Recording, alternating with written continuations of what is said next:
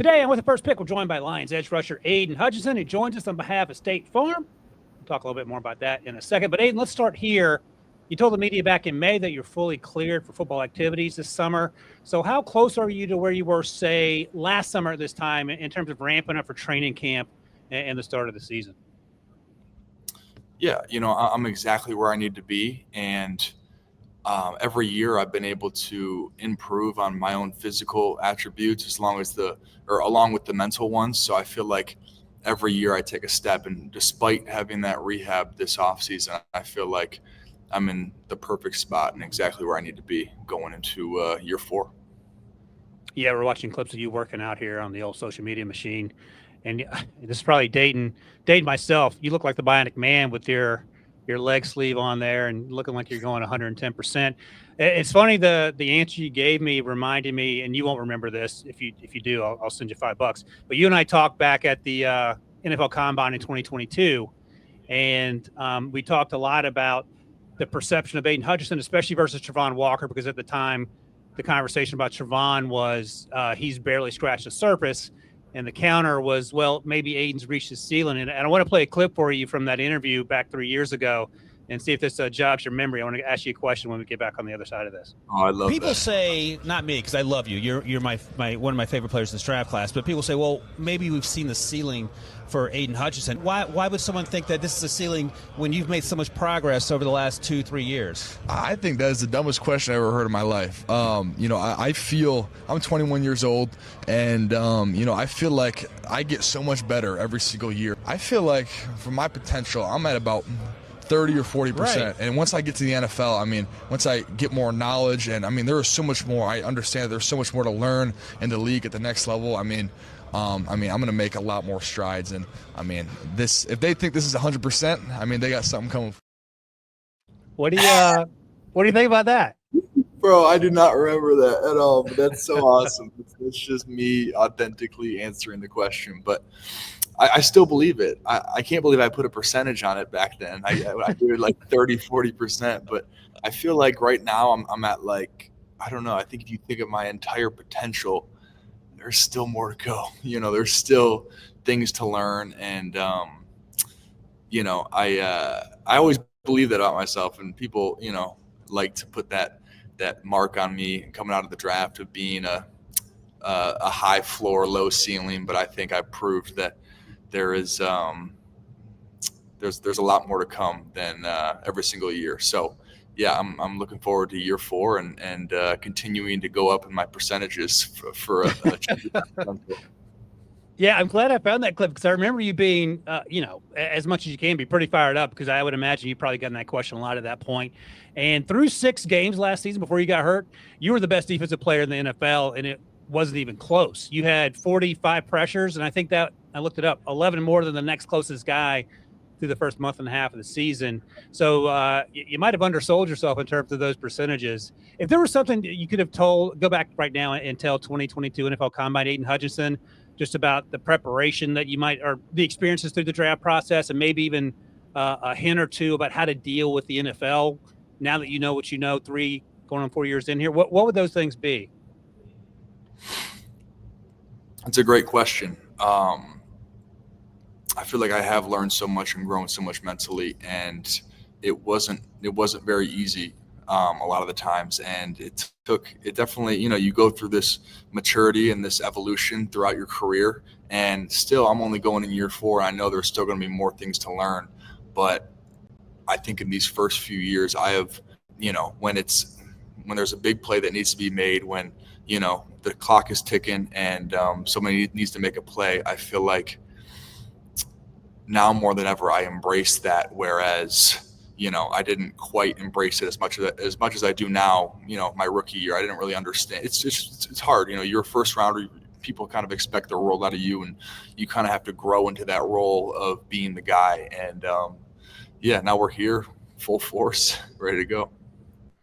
It's funny you say that. By the way, you wouldn't know this, but you're the second person from the Lions organization to be on this podcast. Last summer we had Chris Spielman on, because I work with Chris's brother Rick. Okay. And I remember talking to Chris about this. I feel like there's a lot of similarities between you and Chris. Obviously, he played linebacker. He went to the school to the north. That's another conversation. But in terms of the way you approach the game, what are some of the things that you've learned from Dan and Brad Holmes, the GM, and Chris, in terms of the culture change that's happened in Detroit? Because the year before you got there, you guys won 3 games, and you guys have had winning records in the years since. Mm-hmm. Yeah, I feel like Brad, Dan, Chris, I mean, all those guys, what they've focused on in the draft is finding guys who want to compete and they want to get better. And I think if you look at all our draft classes and you go turn on the tape and watch our practice, you watch me, Panay, like on that offensive line, it's a battle every single day. And it's really just a competition for who wins the day. And that's how it always is. And if you have that, you get constant growth and constant progression on your team. And, we find ourselves in a position right now to be contending, and that's ultimately where every team wants to be. So last year you guys took Terrion Arnold in the first round, and Chris's brother Rick used to work with Alabama. He'd go down there and talk to the players and give them some insights about what they needed to do leading up to the draft.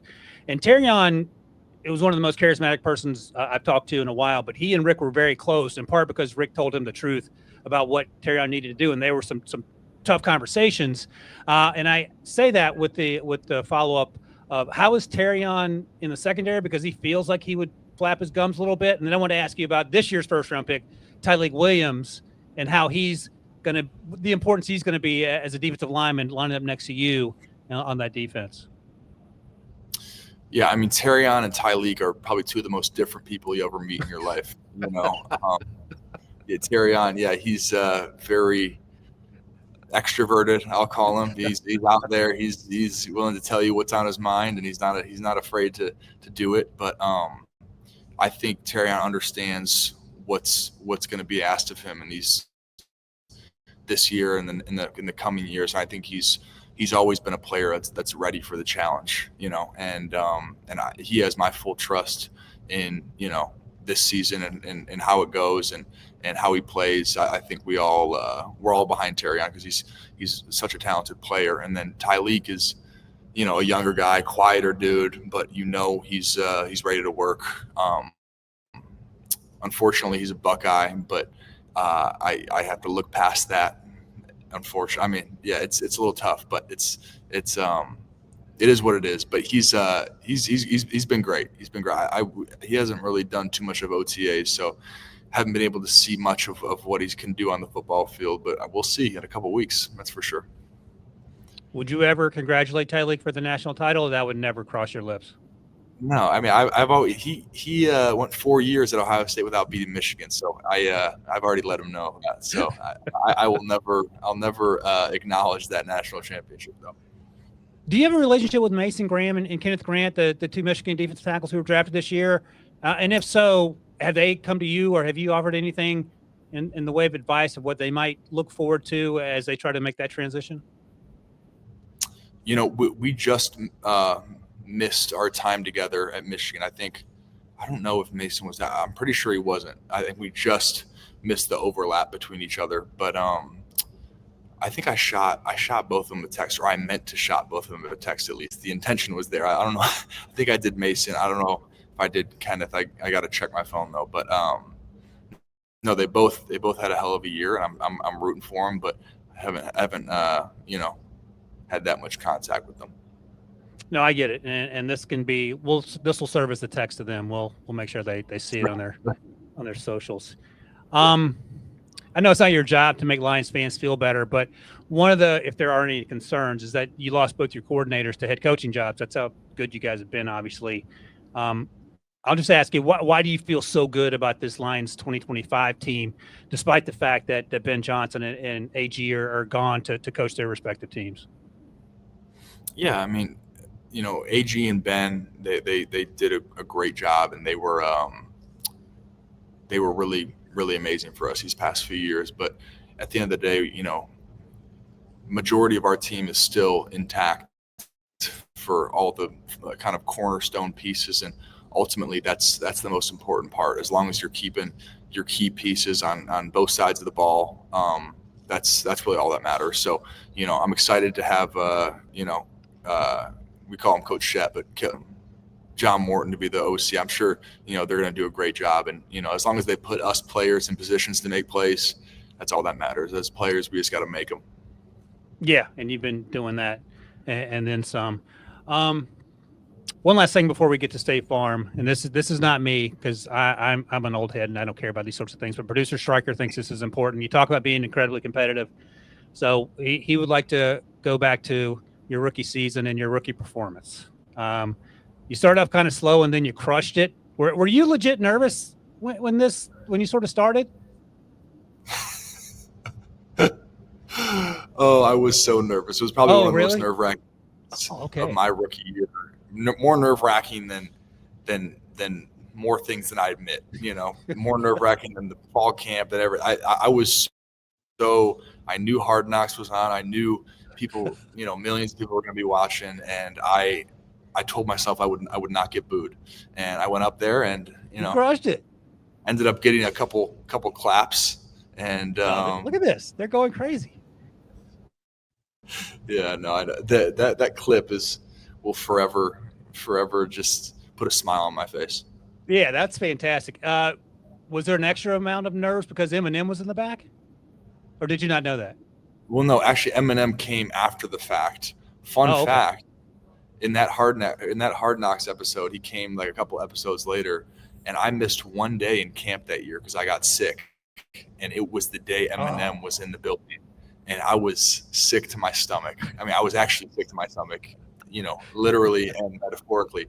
But yeah, that was a sad day for me. You get that acknowledgement from him saying like, "Oh yeah, Hutch did Billie Jean in here." Like that was crazy. I didn't even know he knew who I was. It was awesome. He's a Detroit guy through and through. Of course, he knows who Aidan Hutchinson is. All right, let's have some fun real quick here, Aidan. Before you go, one of your nicknames is Hutch. So we're going to have you blind rank some Hutches, and blind rank 5 is the first one is you got to put it anywhere ranking 1st to 5th, and we'll go through these things together. So this is a Hutch. I didn't know if you knew what this was as a piece of furniture, but I did not until recently. So if you had to rank this 1 to 5 among all the Hutches you're about to see.